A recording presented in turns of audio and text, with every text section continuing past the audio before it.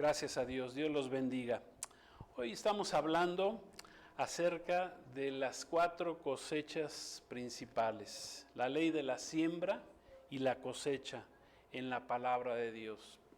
En la Biblia se nos revela cómo Dios es un Dios de principios.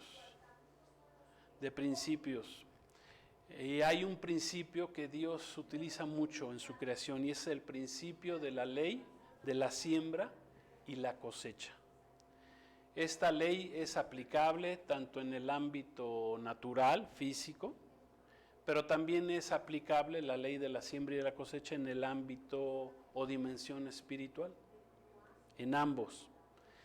Esto es como si fuera un espejo, ¿verdad? Lo primero que hubo antes que la creación física que conocemos es lo espiritual, porque Dios es espíritu.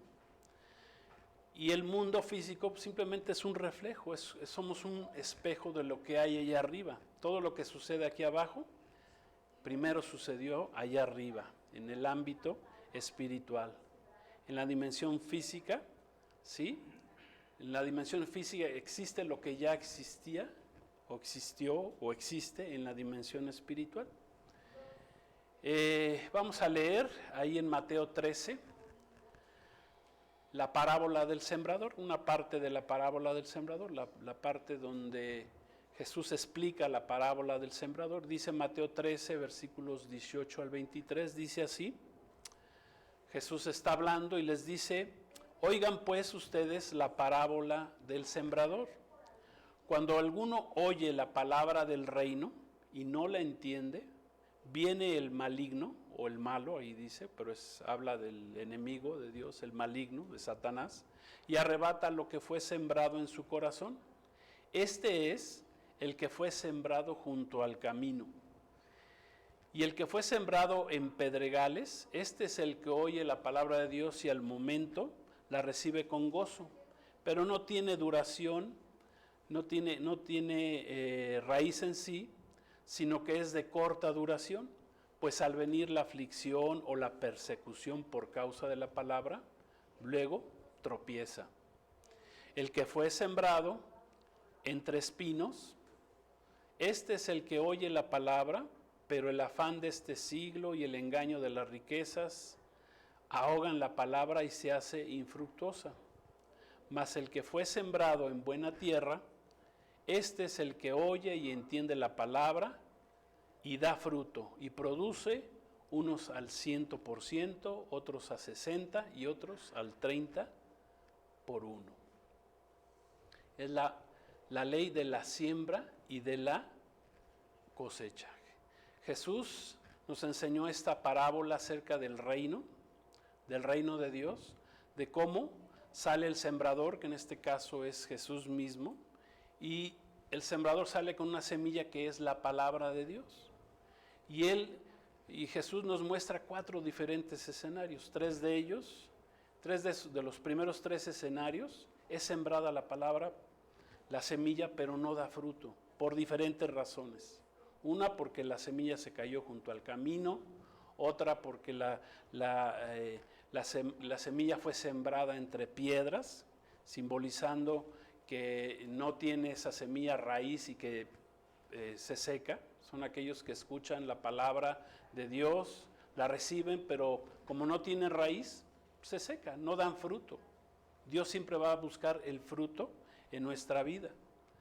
Luego viene otros que son sembrados entre espinos, la semilla se siembra entre espinos, que simboliza aquellos en los que se les siembra la palabra de Dios, pero el afán del siglo, las necesidades, el engaño de las riquezas, hacen que la palabra de Dios se ahogue y no dé fruto.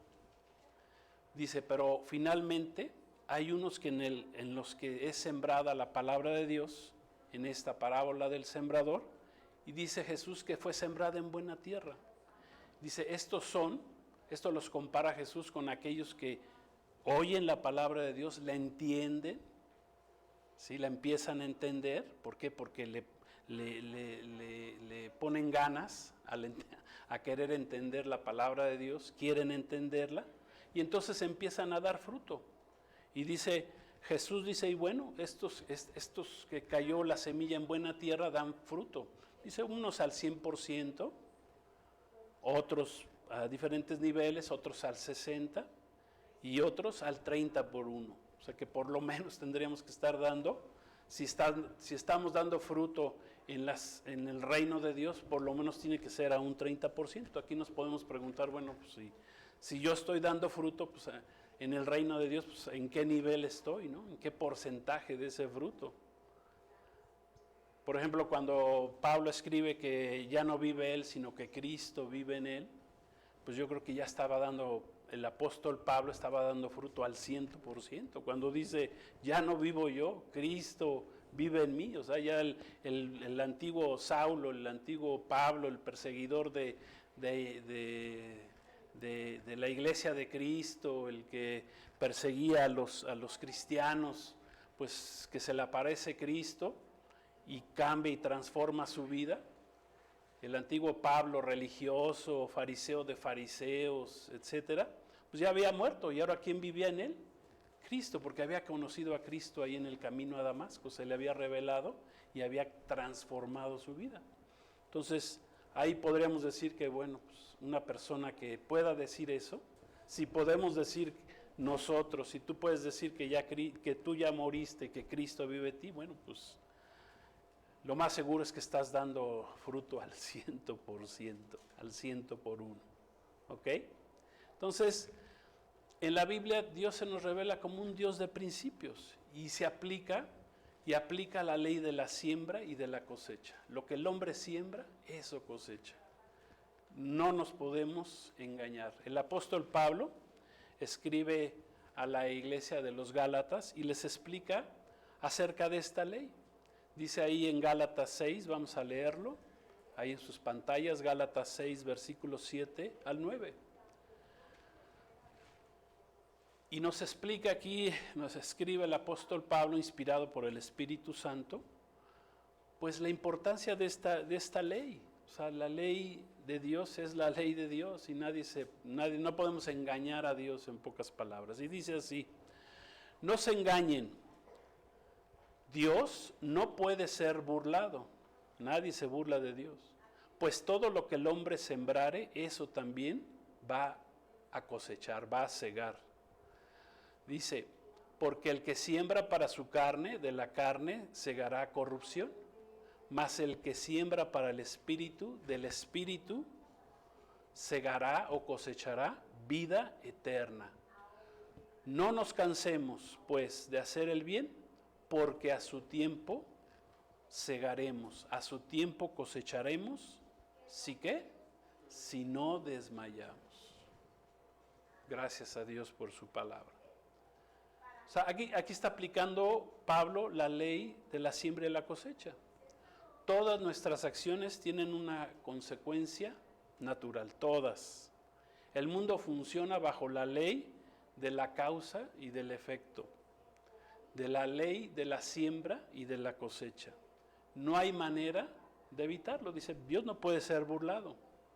Cada vez que elijamos tomar una acción en nuestra vida, también vamos a estar eligiendo las consecuencias de esa acción, ya sea una acción buena o mala.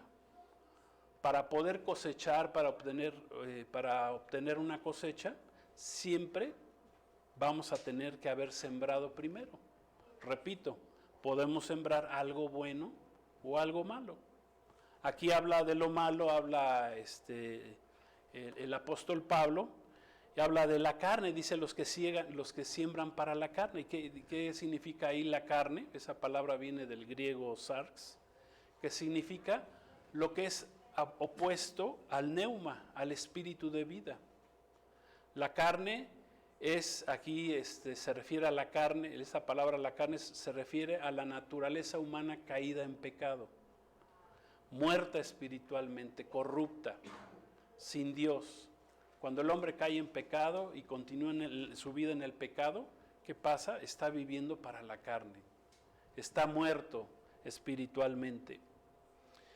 Y entonces aquí en la parábola que leímos, en la parábola del sembrador, pues Jesús compara al mundo con un campo donde se siembra, ¿sí?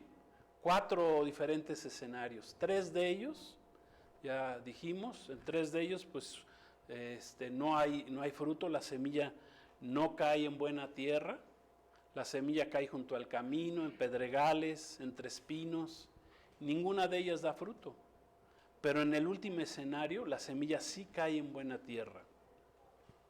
La semilla que es la palabra de Dios, o que es el gobierno, la palabra que nos lleva al gobierno de Dios en nuestra vida, sí da fruto en el último. Pero imagínense, de los 4 solamente en uno dio fruto, o sea, 25% de todo de las semillas sembradas fue lo que dio fruto, apenas un 25%. Jesús es el sembrador y Él espera cosechar el fruto de su palabra, el fruto de la palabra que Él ha enviado, que aquí la compara Jesús con una semilla, y espera que el hombre por lo menos dé fruto, por lo menos al 30%, unos al 30%, otros al 60%, otros al 100%. ¿Sí? Entonces, vamos hoy a ver 4 diferentes cosechas que encontramos ya en el Nuevo Testamento, en la palabra de Dios, con respecto a lo que Jesús sembró, con respecto a lo que Jesús sembró y con respecto a lo que nosotros sembramos y podemos más adelante o cosechar, o que debemos cosechar de acuerdo a la palabra de Dios. 4 grandes cosechas hay y las encontramos en el Nuevo Testamento. Y vamos a hablar de cada una de ellas. Vamos a hablar de la cosecha de los santos del Antiguo Testamento. Vamos a hablar de la cosecha de la fiesta de Pentecostés, de la cosecha del arrebatamiento o primera resurrección, y hablaremos de la cosecha del fin del siglo, las cuales vamos a detallar a continuación. Amén. Entonces, vamos a ver cómo Jesús, aplicando la ley de la siembra y la cosecha, Él sembró. Jesús sembró hace 2000 años, sembró. ¿Qué sembró Jesús? Pues sembró su vida como una semilla para traernos salvación. A eso vino Jesús al mundo. Por eso Jesús, que es el Hijo, Dios hecho carne, se hizo carne. ¿Para qué? Para venir a salvar al hombre que estaba muerto en sus delitos y pecados. Pero para eso tuvo que sembrar y después esperar en una cosecha. La primera cosecha que Jesús consiguió, después de haber muerto en la cruz del Calvario, después de haber sembrado su vida como una semilla en la cruz, su primer cosecha fue la cosecha de la primicia de entre los muertos. En primer lugar, que Él resucitó, y como resultado de esa resurrección, los muertos del Antiguo Testamento resucitaron. Esto lo encontramos en Mateo 27, no lo vamos a poner en la pantalla, pero se los voy a leer. Dice Mateo 27, 52, 53, los que tengan una Biblia lo pueden leer o simplemente escucharme. Dice así, y se abrieron los sepulcros, y muchos cuerpos de santos que habían dormido se levantaron, y saliendo de los sepulcros, después de la resurrección de Él, hablando de Jesús, vinieron a la santa ciudad, que es Jerusalén, y se aparecieron a muchos. Esta es la primer gran cosecha que obtuvo nuestro Señor Jesús, después de haber ido a morir a una cruz por nosotros. Jesús en cierta ocasión dijo, si la semilla no cae y muere, no da fruto, pero si muere, trae mucho fruto. Ahí Jesús está comparando con una semilla. La palabra de Dios se le compara también con una semilla, y Jesús es la palabra de Dios, es el verbo de Dios. Jesús fue a una cruz a morir, porque sabía él que tenía que morir, que derramar su sangre, porque sin derramamiento de sangre no hay perdón de pecados. Entonces Jesús sabía que tenía que entregar en sacrificio su vida, derramar su sangre, ¿para qué? Para poder salvar a todo aquel que creyera en Él. ¿Cuál es la primera cosecha que obtuvo Jesús después de haber resucitado, después de haber muerto? Porque, repito, primero sembró y después obtuvo una cosecha, pues fue todos los creyentes del Antiguo Testamento que resucitaron. Dice que algunos hasta vinieron a Jerusalén, se les aparecieron a muchos creyentes del Antiguo Testamento. Dice ahí en el libro de los Efesios que Jesús liberó la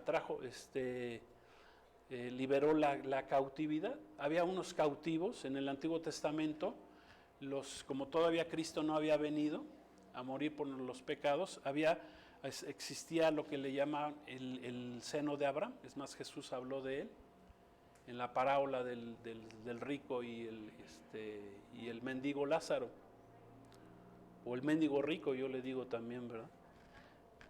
Cuando dice que cuando murieron uno fue al seno de Abraham, el mendigo, y el rico fue al infierno, al Hades. Entonces, ¿dónde estaban en el Antiguo Testamento las personas que murieron en la fe de que vendría un Mesías, o los grandes personajes y profetas del Antiguo Testamento? Pues estaban en un lugar, por así decir, en el seno de Abraham, muy padre, pero todavía no habían podido llegar hasta la presencia misma del Padre, de Dios mismo. ¿Qué hace Jesús? Dice que libera de los que estaban en cautividad y los lleva al Padre. Por eso varios resucitaron del Antiguo Testamento. Esa es la primera gran cosecha de Jesús. La segunda gran cosecha que obtiene Jesús, conforme a lo que él sembró, se encuentra descrita en el libro de los Hechos, en el capítulo 2. Jesucristo logra, como resultado de lo que él siembra, eso está escrito ahí en el capítulo 2, prácticamente en todo el capítulo, no lo vamos a leer, simplemente después si quieren buscarlo. Pero ahí Jesús lo que logra, después de lo que sembró, es que al dar su vida en la cruz del Calvario, todos aquellos que creyeron en él, había 120 discípulos que estaban orando, entre ellos estaba María su madre, dos de sus hermanos o medios hermanos, estaban ahí también. Todos los que habían puesto su fe en Jesús, en una fiesta llamada la fiesta de Pentecostés, o la fiesta de Shavuot en el hebreo, o la fiesta se le llama también la fiesta de la cosecha. Estaban ahí todos unánimes 40 días después de que Cristo había resucitado, y entonces descendió el Espíritu Santo. Y ahí es donde nace la iglesia de Cristo, en una fiesta de Pentecostés, en una fiesta de cosecha. Esa fue la segunda cosecha que obtuvo Jesús como parte de su sacrificio, de lo que él había sembrado, de su vida sembrada. Y ahí nace la iglesia. O sea que la iglesia es la cosecha también, la segunda cosecha de Jesús, la iglesia de Cristo.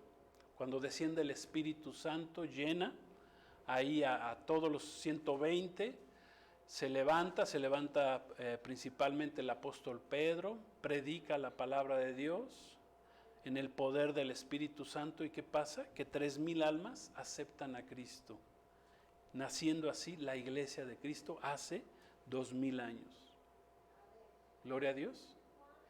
Y entonces a partir de esa fecha, la iglesia de hace 2,000 años, pues ha proclamado la salvación por medio de la fe en nuestro Señor Jesucristo, por medio de enseñar el Evangelio de Jesús, que son buenas nuevas, buenas noticias. Jesús dijo, arrepiéntanse y crean en el Evangelio. Y esa palabra arrepiéntanse es la palabra griega metanoia, que significa cambien de forma de pensar. No tan solo significa dejen pecados morales, ¿verdad? Porque a veces la religión nomás enseña eso.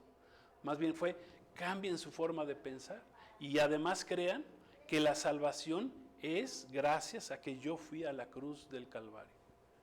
Y lo que ustedes deben de dar de fruto, ¿sí?, es en base a lo que yo hice en esa cruz. Ustedes tienen que cambiar, ser diferentes. Creer ustedes tienen que creer que yo ya pagué por sus pecados, pasados, presentes y futuros, y en base a eso entonces vivan vidas diferentes, que haya un fruto. Como lo que el fruto de arrepentimiento que empezó a predicar un poco antes de esto Juan el Bautista, que dijo que se arrepintieran, ¿verdad? Y que dieran frutos dignos de arrepentimiento, ¿sí?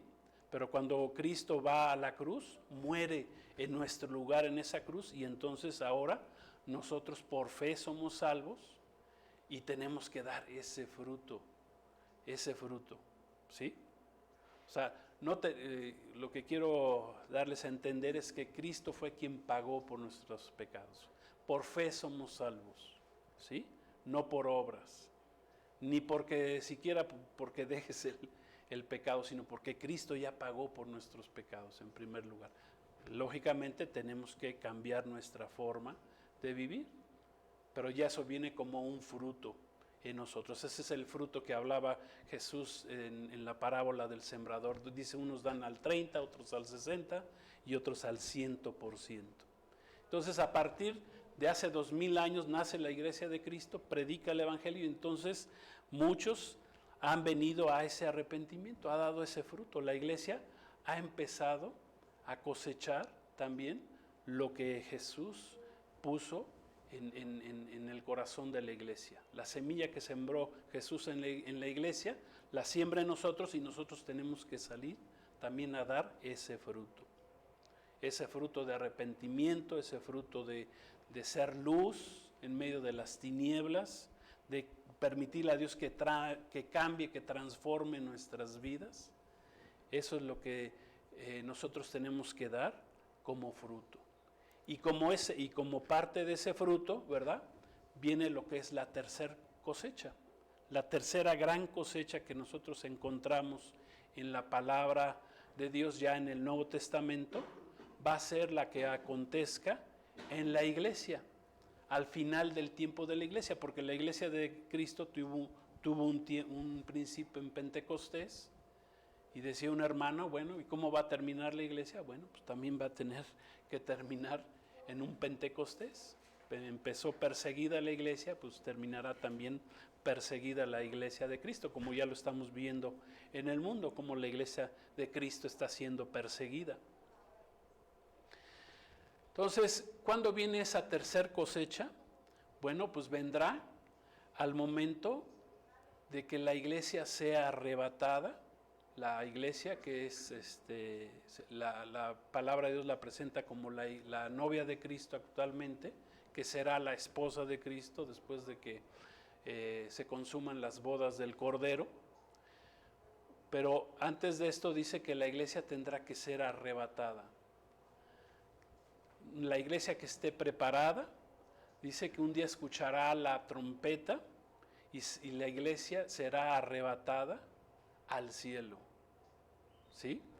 Será la cosecha, ahí será la cosecha de todos los cristianos que desde hace 2000 años han muerto o murieron o durmieron, dice la palabra, con la fe en Cristo, que fueron salvos.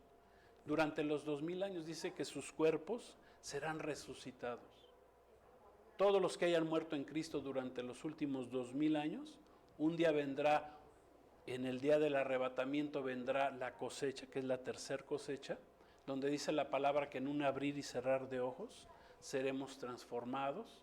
Los muertos en Cristo resucitarán primero, y los que estemos vivos en ese tiempo, la iglesia que esté viva y que esté preparada, que dice Mateo 25 que será la mitad de la iglesia, no es toda la iglesia, entonces dice que será transformada. Seremos transformados en un abrir y cerrar de ojos, nuestros cuerpos serán transformados, los cuerpos de los muertos en Cristo serán resucitados, y entonces iremos al cielo, a las nubes, a encontrarnos con Cristo. Seremos llevados al tercer cielo, a presentarnos ante el bema, ante el tribunal de Cristo y a las bodas del Cordero. Está escrito ahí en 1 Corintios, eso sí lo vamos a leer, ahí en las pantallas. Ahí vamos a ver de qué se trata esta tercera tercer gran cosecha. Dice 1 Corintios 15, 51, 52. Dice así, Pablo escribe, les dice, he aquí les digo un misterio. Un misterio en el Nuevo Testamento es un misterio ya revelado. Dice, no todos dormiremos o no todos moriremos, pero todos seremos transformados en un momento, en un abrir y cerrar de ojos, a la final trompeta, porque se tocará la trompeta, los muertos serán resucitados incorruptibles y nosotros seremos transformados. Aquí está resumiendo lo que va a suceder en esta tercer gran cosecha, que es la cosecha que se le conoce como la cosecha del arrebatamiento. Aquí todos los que murieron en Cristo, todos los que dieron fruto durante su vida en Cristo, que han muerto durante casi 30 generaciones, que son los 2000 años, los que hayan muerto y dado fruto en Cristo van a ser resucitados ese día, como una cosecha. Esa es la tercer gran cosecha de Cristo en primer lugar y de la iglesia misma. Amén. Porque la iglesia participa ya en esta siembra. Todos los que sembraron, los que han sembrado en la iglesia durante los últimos 2000 años, ellos van a ser resucitados. Los que verdaderamente dieron fruto al 30, al 60 y al 100 por uno. Entonces, para poder entender un poquito más los parámetros o los lineamientos o los requisitos establecidos en la misma palabra de Dios para ser participantes de esta cosecha, pues tenemos que ver qué requisitos puso el Señor. Amén. ¿Por qué requisitos para dar el fruto? 30 al 60 o al 100 por uno. Y el primer requisito para un cristiano para ser parte de esa tercer cosecha, que ya pronto viene, las dos primeras cosechas ya pasaron. La primera, dijimos, pues fueron los santos del Antiguo Testamento. La segunda, el nacimiento de la Iglesia de Cristo que se dio. Pero esta tercer cosecha todavía no ha sucedido, pero ya va a suceder pronto. Todavía los muertos en Cristo no han resucitado ni hemos sido arrebatados. Por eso todavía no se cumple esta tercera gran cosecha. Entonces, ¿cuál es el primer requisito que Jesús nos dio para ser parte de esta cosecha? Pues el de la permanencia. Para dar fruto yo necesito permanecer, yo necesito estar injertado, pegado, unidos a la vid, que es Jesucristo. Todos los días de nuestra vida en la tierra tenemos que estar pegados a Jesucristo, que Jesucristo también se manifestó como la vid. Vamos a leer esto en Juan 15, 1, 6, dice así.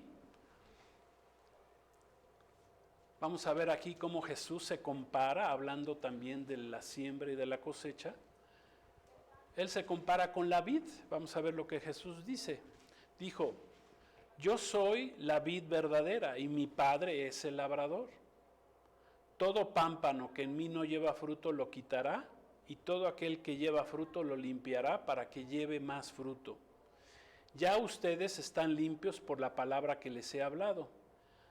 Ahora hay la invitación, permanezcan en mí y yo en ustedes.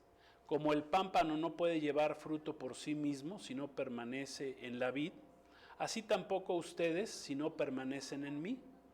Yo soy la vid y ustedes los pámpanos. El que permanece en mí y yo en él, éste lleva mucho fruto, porque separados de mí nada pueden hacer. El que en mí no permanece, ojo, será echado fuera como pámpano y se secará y los recogen y los echan en el fuego y arden. Aquí vemos cómo aquel que no da fruto dice que será echado en el fuego como un pámpano. Pero ¿cuál es el requisito que aquí nos está poniendo Jesús para dar fruto? Pues el que permanezcamos en Él, el que estemos unidos a Él. Él es la vid. La vid es una planta que produce un fruto que son las uvas y que al ser exprimidas estas producen lo que llamamos el vino. Por lo tanto, aquí la vid representa a nuestro Señor Jesús. El pámpano no puede dar fruto si no está pegado a la vid. Eso es lo que Jesús nos está enseñando en esta parábola, en esta enseñanza. Que para producir fruto necesitamos estar pegados a Cristo. Dice, separados de mí nada pueden hacer. Ese es el primer gran requisito para que demos fruto, estar pegados a la vida, estar pegados a Cristo todos los días de nuestra vida. No es suficiente que digas, pues yo sí creo en Dios y creo en Cristo. No, tienes que estar pegado en Él, tienes que estar dando fruto. Estar pegado a Él, pegado a su palabra. No separarte de Jesús todos los días de tu vida. O sea, todos los días tienes que estar pegado al Señor. Separado de Él nada podemos hacer. Es imposible. Dentro de la ley de la siembra y la cosecha, es imposible que tú quieras cosechar si no primero aplicaste los principios de la siembra. Aquí está el principio que Jesús nos enseñó. Permanezcan en mí, yo soy como la vid. Yo soy la vid y ustedes son pámpanos. ¿Quieren dar fruto?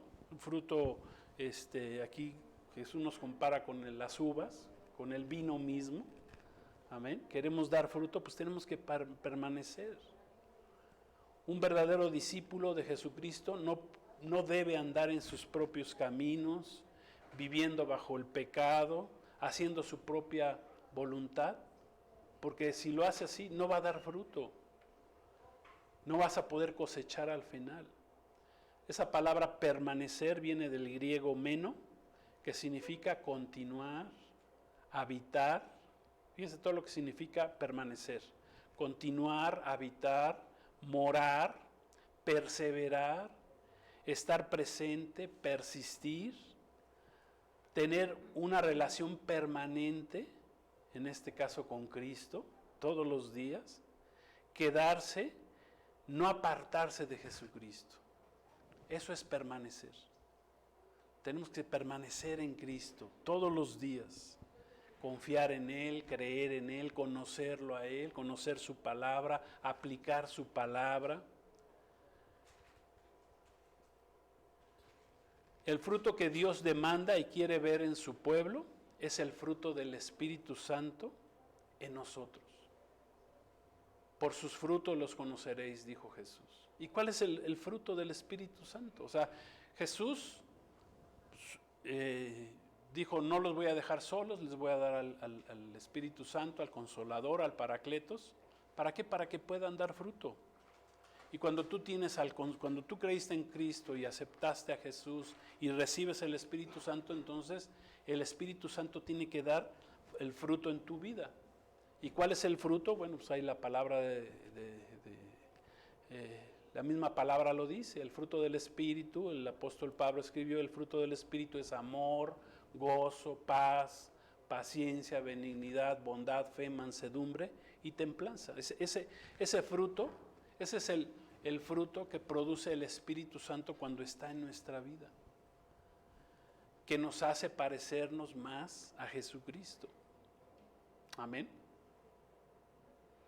Jesús, en la última cena de la Pascua que celebró con sus discípulos, al tomar la copa de vino, les dijo a sus discípulos que bebieran de ella. Cabe mencionar que esta era en la tradición de la Pascua, en la cena de la Pascua, se les servían tres copas de vino a los que participaban en la cena de la Pascua. Y a esa tercera copa se le llama la copa de la bendición, ya que esta representaba o representa la sangre de Cristo derramada por muchos. Porque al tomar esa copa, Jesús dijo, esta copa es el nuevo pacto en mi sangre. Jesús sabía que iba a morir crucificado, iba a derramar su sangre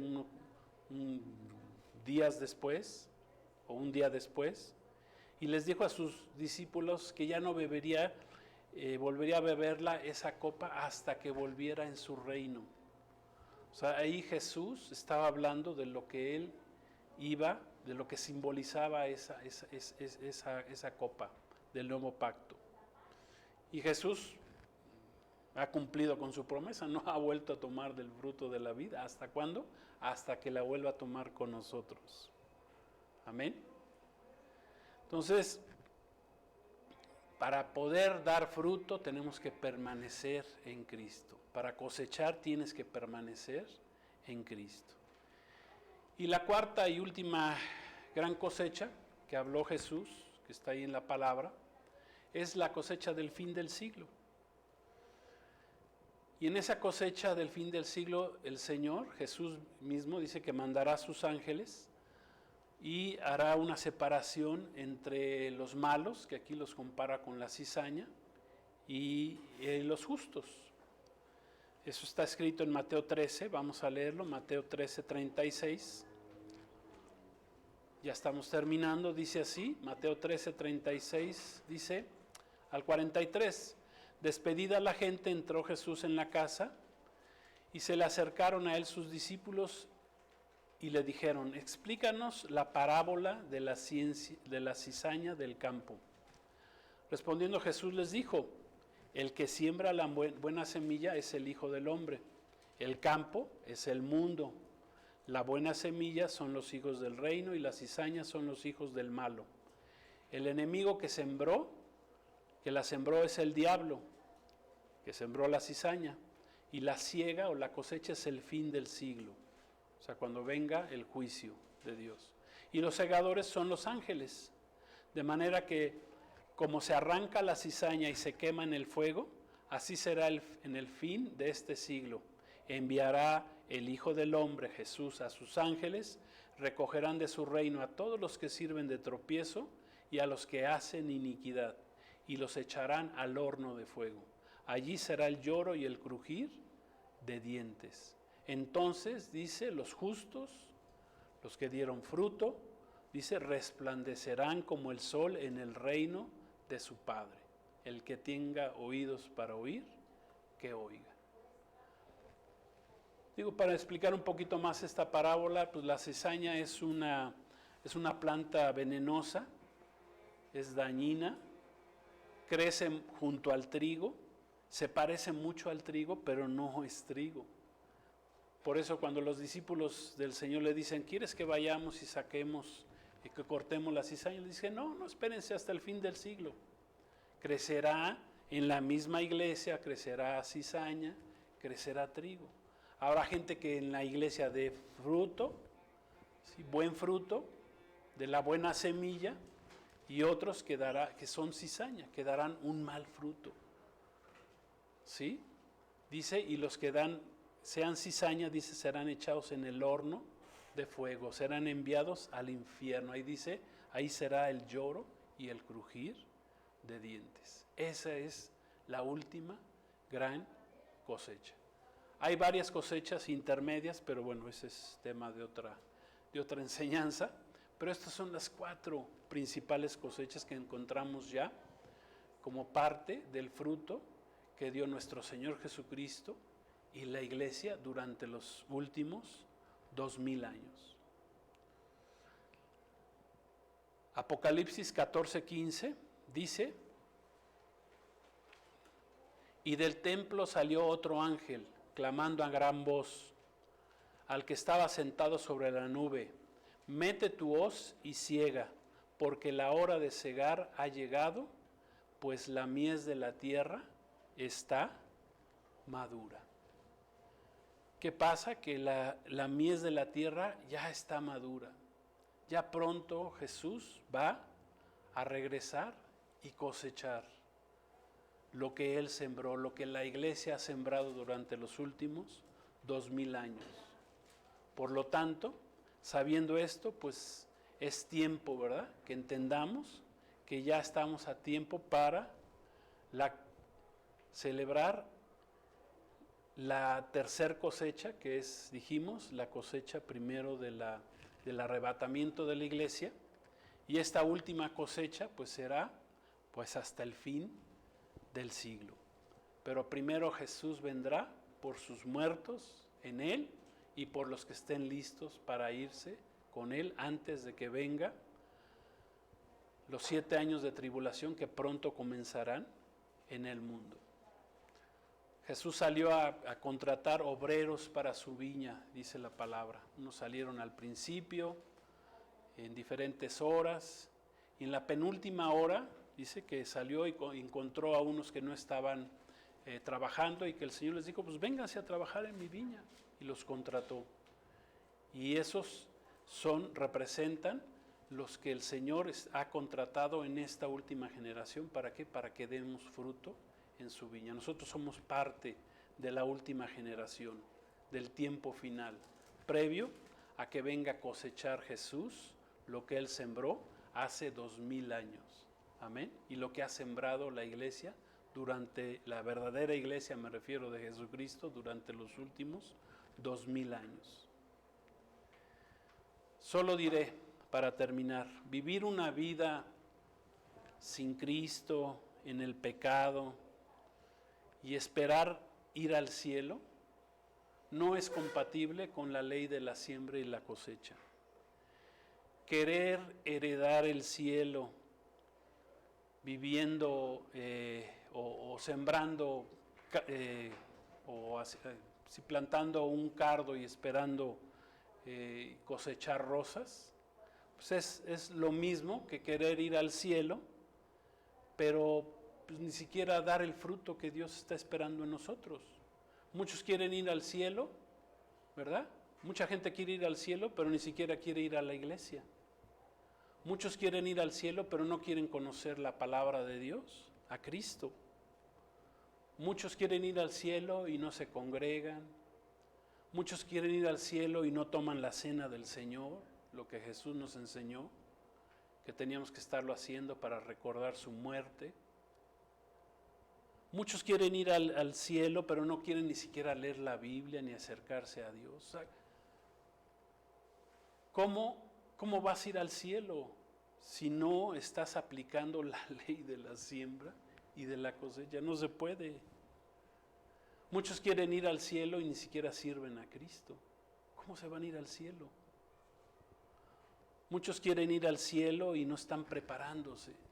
Dice la palabra que en Mateo 25, en la parábola de las 10 vírgenes, dice que 10 eran sensatas y de las 10, 5 eran sensatas y 5 insensatas. O sea, 5 se fueron con Cristo a las bodas y 5 se quedaron porque fueron insensatas, porque no aplicaron la ley de la siembra y de la cosecha, no sembraron lo que tenían que haber sembrado para poderse ir.